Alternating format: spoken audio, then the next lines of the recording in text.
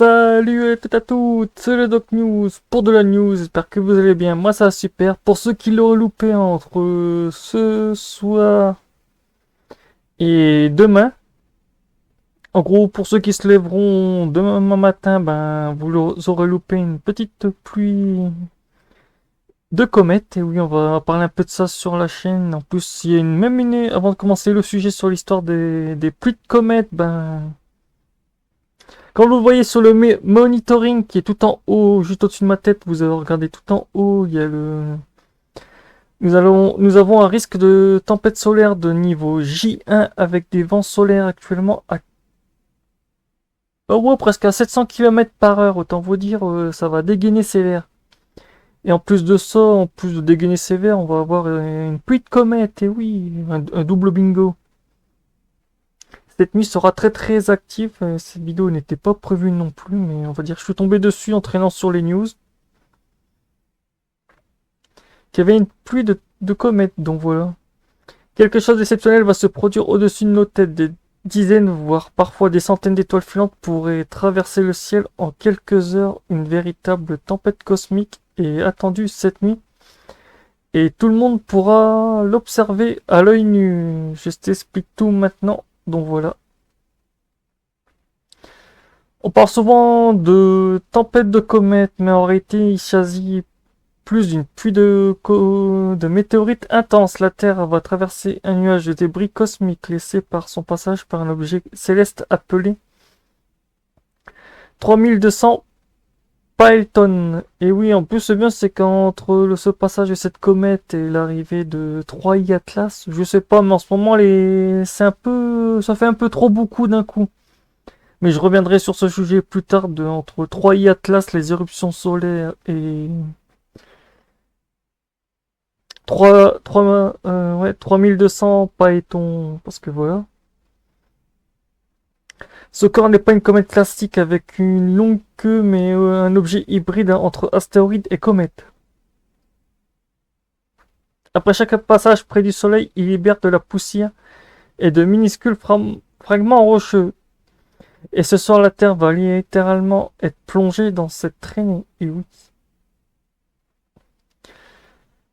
Ce qui rend l'événement exceptionnel, c'est l'intensité prévue. Le réseau de détection automatique capable de suivre les météorites en temps réel indique une activité bien supérieure à la normale. Dans ces conditions idéales, on pourrait observer plus de 100 météorites par heure, parfois même davantage. Concrètement, cela signifie qu'un regard vers le ciel pendant quelques minutes, il est possible de voir plusieurs étoiles filantes à la suite. Certains seront rapides et d'autres lumineuses, avec des traînées persistantes visibles plusieurs secondes.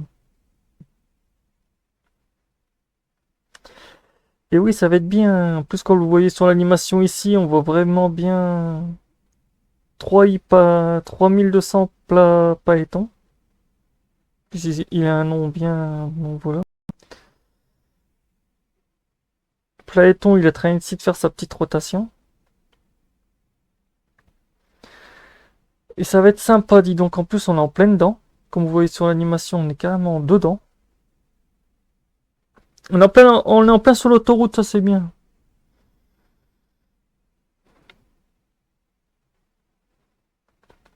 Même tellement bien. Mais bon, là, on va retourner sur l'intensité que je vous ai montré en début de vidéo des comètes.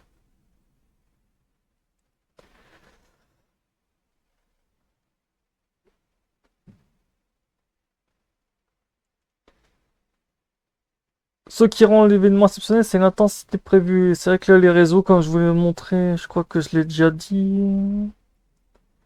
À quoi s'attendent tous les étoiles filantes ne se ressemblent pas. Certaines seront fines et discrètes. Et d'autres seront bien plus spectaculaires. C'est spectaculaires qu'on appelle des bolides. Leur couleur peut varier du blanc, jaune au vert ou même bleu. Selon la vitesse et leur composition, la majorité de ces fragments sont plus petits qu'un grain de sable. Mais ils entrent dans l'atmosphère à plus de 30 km par seconde. C'est vrai que 30 km par seconde, ça fait énorme. Résultat, un éclair bref et intense. Pour ceux qui se demanderaient, ben, pour ceux qui l'auraient vu cette nuit, ben, ça sera entre minuit et le début de l'aube, en gros, vers 6 heures du matin. Le meilleur moment pour observer ce phénomène, c'est cette nuit entre minuit et l'aube. Plus on avance dans la nuit, plus la Terre fait face directement au flux de particules, ce qui augmente le nombre d'étoiles filantes visibles. Le pic d'activité entendu entre 1 et 4 heures du matin. Mais le spectacle peut bien commencer avant et se prolonger après. Même une observation de 20 à 30 minutes peut suffire pour voir quelque chose d'impressionnant. Les météorites semblent provenir d'un point du ciel dont se situe la constellation des Gémeaux. Ah tiens, en plus c'est mon signe astrologique, comme par hasard. Et salut à tous les Gémeaux au passage sur cette chaîne. Si vous êtes Gémeaux, n'hésitez pas à le dire dans la description. Donc voilà. Aujourd'hui c'est notre fête, c'est bien. Mais attention, inutile de fixer un point précis. Les étoiles filantes peuvent apparaître partout dans le ciel. Le meilleur conseil, c'est de regarder vers une zone sombre, dégagée loin de la Lune. Et des éclairages urbains. Plus votre champ de vision est large, plus vos chances augmentent. Pour ceux qui vont dire, ouais, mais il nous faut des lunettes. Non, non, il n'en faut pas. Pas besoin de lunettes, de télescope, ni de jumelles. Vos yeux suffisent. Installez-vous confortablement, idéalement allongés, et laissez vos yeux s'adapter à l'obscurité pendant une vingtaine de minutes. Éloignez-vous autant que possible des lumières de la ville.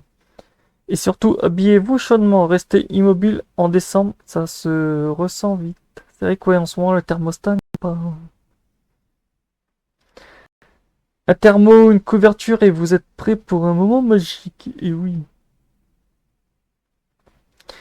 Ces pluies étoiles filantes nous rappellent une chose essentielle. Nous vivons dans un système solaire en mouvement constant. Ces étoiles filantes et un fragment de vieux de plusieurs milliers d'années qui termine sa course entre une fraction de seconde au-dessus.